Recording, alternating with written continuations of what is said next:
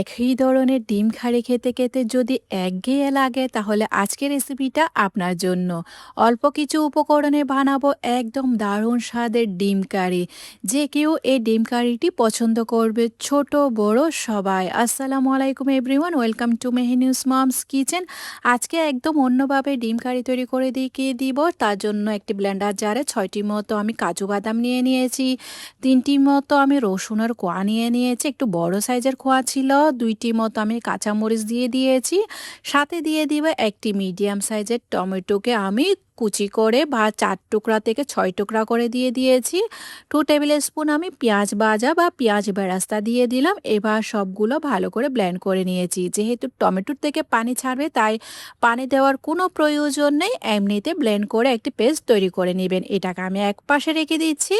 এবার আমি ডিমগুলোকে পোস্ট করব, তার জন্য চুলায় একটি পাতিল বসিয়ে তেল দিয়ে দিলাম পর্যাপ্ত পরিমাণে। তারপর একটি একটি করে আমি ডিম দিয়ে দিয়েছি। ডিমের মধ্যে হালকা একটু 1 চিমটি পরিমাণ আমি লবণ দিয়ে দিয়েছি। উল্টে পাল্টে লালচে করে ডিমটাকে আমি ভেজে উঠিয়ে নিব।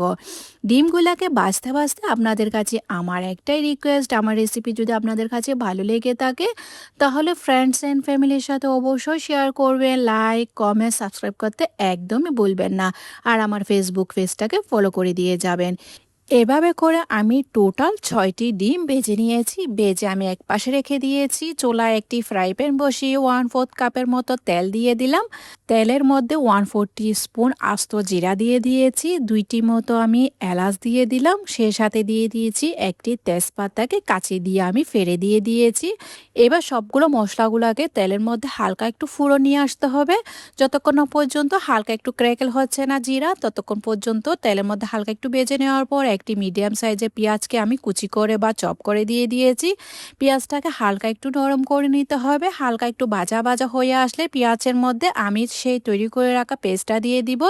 ব্লেন্ডার জারের মধ্যে যে পেস্টটা করে রেখেছিলাম ওই পেস্টটা দিয়ে ভালো করে পেঁয়াজের সাথে মিশিয়ে নিতে হবে, ভালো করে ভেজে নিতে হবে। 2 থেকে 3 মিনিটের মতো ভেজে নিতে হবে, যতক্ষণ না পর্যন্ত কাঁচা গন্ধ চলে যাবে না ততক্ষণ পর্যন্ত ভেজে নিয়েছি। এবার পরিমাণ মতো লবণ দিয়ে দিলাম, 1/2 টিস্পুনের মতো লবণ দিয়ে দিয়েছি। 1/2 টিস্পুন আমি হলুদ গুঁড়া দিয়ে দিব, সেই সাথে 1 টিস্পুন আমি মরিচের গুঁড়া দিয়ে দিলাম, সেই সাথে দিয়ে দিয়েছি 1 টিস্পুন জিরা গুঁড়া, 1 টিস্পুন ধনিয়া গুঁড়া, 1 টিস্পুন দিয়ে দিয়েছি আমি গরম মশলার গুঁড়া। তারপর মশলাগুলো যেন পুড়ে না যায় সামান্য পরিমাণ পানি দিয়ে মশলাটাকে ভালো করে আবারও কষিয়ে নিয়েছি। দেখতে পাচ্ছেন ভালো করে কষিয়ে নেওয়ার পর যতক্ষণ না পর্যন্ত তেল উপরে বেশি আসছে না ততক্ষণ পর্যন্ত কষিয়ে নিতে হবে। এবার এখানে আমি 2 টেবিল স্পুনের মতো টক দই দিয়ে দিব। টক দইটাকে কাঁটা চামচের সাহায্যে ভালো করে ফেটে তারপর দিয়ে দিবেন, না হলে টক দই গরম মশলার সাথে গেলে টক দই ছেঁড়া ছেঁড়া ভাব হয়ে আসবে। তার জন্য কাঁটা চামচের সাহায্যে ভালো করে ফেটে তারপর ইউজ করবেন। মশলার সাথে মিশিয়ে নেওয়ার পর এবার আমি ফ্রাই করে রাখা ডিমগুলা দিয়ে দিয়েছি। এখানে আমি 6টি মতো ডিম ফ্রাই করে রেখেছিলাম। আপনাদের পরিবারের সদস্য কম বা বেশি ওই অনুযায়ী নিয়ে নেবেন। ডিমগুলাকে দিয়ে ভালো করে মশলার সাথে হালকা একটু মিশিয়ে নিয়েছি। মিশিয়ে নেওয়ার পর উল্টে পাল্টে দিবেন, হালকা একটু উল্টে পাল্টে দিয়ে এই ডিমটাকে ভালো করে রান্না করার জন্য এবার আমি এখানে ইউজ করলাম 1 কাপের মতো গরম পানি। 1 কাপের মতো গরম পানি দিয়ে আপনারা ভালো করে আবারও মিশিয়ে নেবেন। মিশিয়ে নেওয়ার পর চুলার আঁচ লো করে দিয়ে ঢাকনা দিয়ে ডিমটাকে ভালো করে ফুটিয়ে নিতে হবে। যেহেতু আমরা এইখানে কাজু বাদাম ইউজ করেছি তাই নিচে লেগে যাওয়ার সম্ভাবনা থাকবে। মাঝের মধ্যে উল্টে হালকা একটু উল্টে নেড়ে ছেড়ে দিবেন।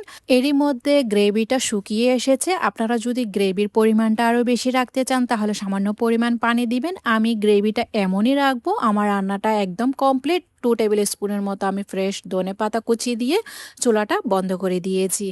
মাশাআল্লাহ, একদম সিম্পলের মধ্যে গর্জিয়াস তৈরি হয়ে গিয়েছে ডিম কারি। এই রেসিপিটি একবার হলেও ট্রাই করবেন আর আমাকে কমেন্টে জানাবেন কেমন হয়েছে।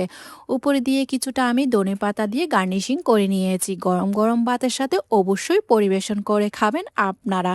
আজকে তাহলে এই পর্যন্ত, দেখা হচ্ছে নতুন আরেকটি রেসিপি নিয়ে। সে পর্যন্ত ভালো থাকবেন, সুস্থ থাকবেন, আমার জন্য দোয়া করবেন।